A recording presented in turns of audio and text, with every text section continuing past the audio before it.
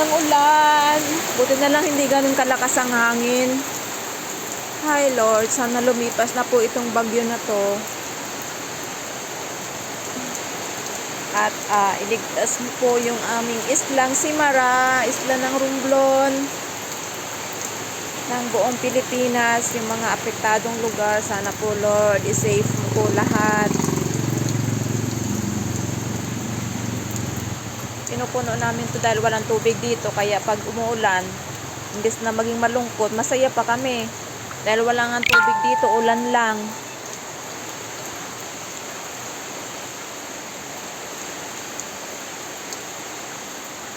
Kagabi hindi naman malakas ang ulan, ngayon lang malakas. Parang uulan nga maghapon eh. Pero ang maganda, hindi malakas yung hangin, kasi pag malakas ang ulan, malakas din ang hangin. Parang ang lakas ng bagyo. So ingat lahat!